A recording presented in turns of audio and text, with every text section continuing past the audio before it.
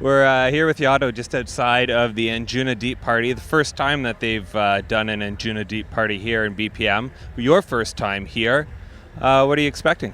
I'm expecting a good sunset crowd. I would imagine the sun would be going down pretty soon. Looks amazing, and the crowd is kind of up for it. So really happy to go on in a few minutes. I've been here at this venue. This will be the fourth time this week, actually, because they always tend to have these really good parties here. And the vibe in there is really chilled. It's nice. There's there's a good energy in there. And I think that's what this sort of sub-label and group brings. Do you find that everywhere you go? Yeah, I totally kind of hear where you're coming from with that. There's usually a very it's a strange vibe because it's a really cool kind of chilled out vibe, but then everybody's kind of up for a party anyway. So it's a nice combination of kind of laid back, but really kind of, I don't know, it's a party anyway, but not just kind of hardcore smashing it.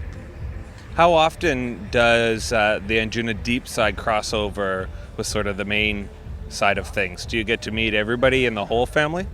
Yeah, obviously there are some of the big events like the milestone shows with ABGT and stuff like that, and everybody tends to hang around when there's like big events in Miami or something.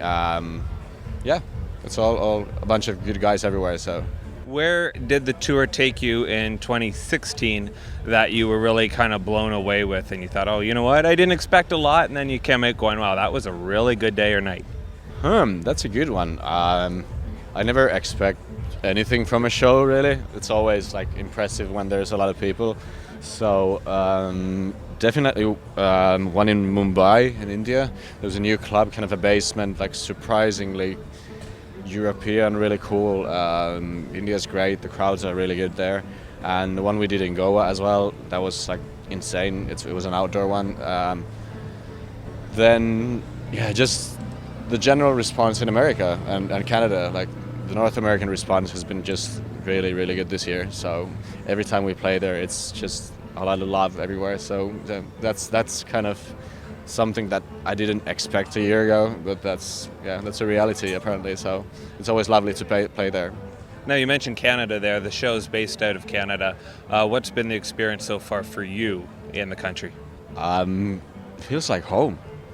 I'm from Finland, so obviously there's some similarities in weather and the way people act. I kind of think I love Canadians. They're always just a lot of fun, and the clubs are really good. Like it's been a lot of fun kind of finally playing there. We did Toronto and Vancouver, and I have to think. What was the last one?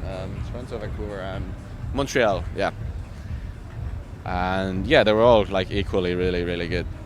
Do you get a bit of a different vibe in Canada than, say, the States? Not that much when you compare it to like New York, or like when you with the kind of the norther you get, the vibe kind of changes.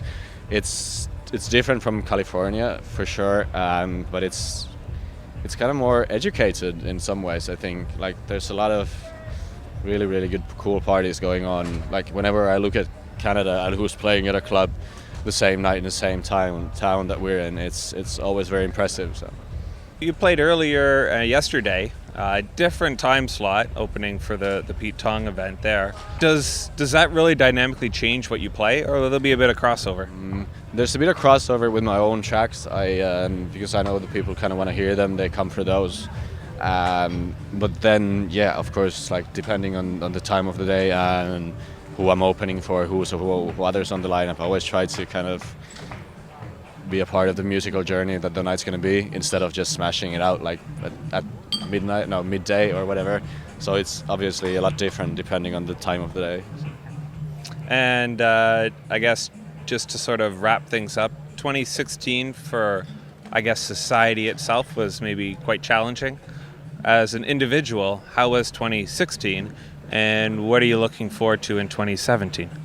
Well, 2016 was like a year of change in a lot of ways, and for me personally, of course, a really good year with the music and all that. So now I'm just super excited to kind of get to work. It's finally January, and the year is looking really good, and just super happy about it, and just trying to keep up the level. Last year was surprisingly good, but I didn't really expect that, and yeah, I think this year is going to be, well, it has to be better.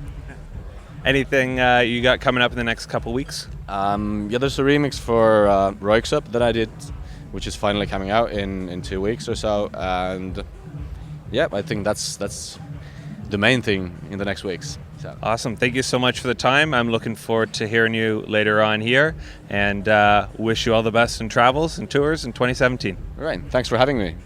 Hey, this is Yotto for Amplified Radio Presents.